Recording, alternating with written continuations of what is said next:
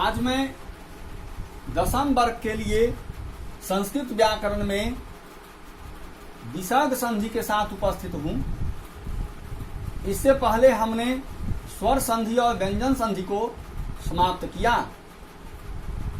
स्वर और व्यंजन संधि में हमने देखा कि स्वर संधि के अंतर्गत प्रथम पद के अंत में कोई स्वर रहता है और दूसरे पद के शुरू में भी कोई स्वर रहता है और दोनों स्वरों के मिलने पर एक विकार उत्पन्न होता है जिसे हम स्वर संधि कहते हैं, जिसके ढेर सारे उदाहरण हमने देखे। ठीक उसी प्रकार व्यंजन संधि के अंतर्गत हमने देखा कि प्रथम पद के अंत में कोई व्यंजन रहता है जबकि दूसरे पद के शुरू में कोई स्वर रहता है या कोई व्यंजन रहता है और फिर दोनों के मिलने से एक विकार उत्पन्न होता है और इस विकार को हम व्यंजन संधि कहते हैं। अब विसर्ग संधि हम किसको कहते हैं? तो विसर्ग के साथ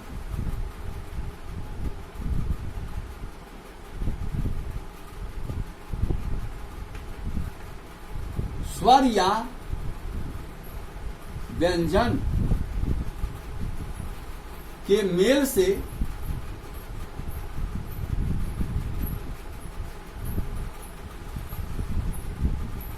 जो विकार उत्पन्न होता है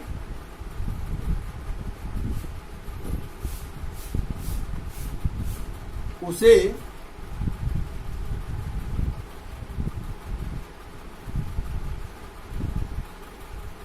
विसर्ग संधि कहते हैं। इसका मतलब यह है कि प्रथम पद के अंत में कोई विसर्ग रहेगा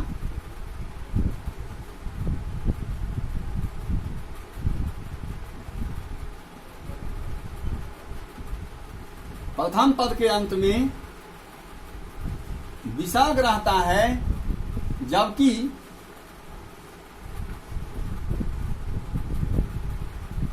दूसरे पद के शुरू में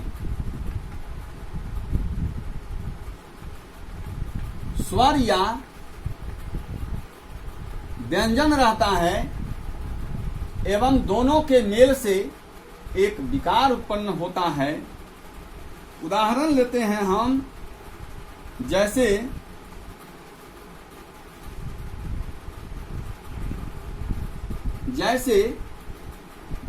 सह जोर अस्ति सौ अस्ति। जैसे सह जोर अस्ति सौ अस्ति, अर्थात यहां विसर्ग हट गया। इसी प्रकार कहीं आप देखेंगे कि विसर्ग उ में बदलता है, कहीं विसर्ग सौ में बदलता है तो कहीं विसर्ग रौ में बदलता है। इसके आधार पर हम जितने विभागों में इसे बांटकर पढ़ेंगे उनके अंतर्गत आपको सबसे पहला हम पढ़ाएंगे आपको उत्व।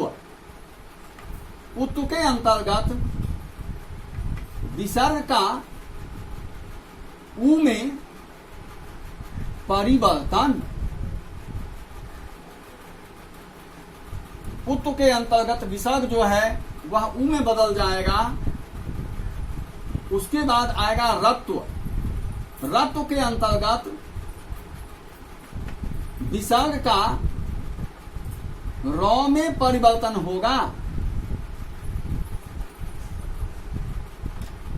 तीसरा है सत्व। सत्व के अंतर्गत विसर्ग का तालव्य स्व या मूर्धन्य स्व या दंत स्व, तालव्य स्व, मूर्धन्य स्व या दंत स्व में परिवर्तन होगा। और चौथा है लोप। इसके अंतर्गत क्या होगा कि विसर्ग का लुप्त हो जाना। तो इन्हीं चारों को हमें पढ़ना है और इन चारों को पढ़ने के लिए हम 4 दिनों का समय लेंगे ताकि आप उसको काफी अच्छी तरह से समझ सकें। That's all.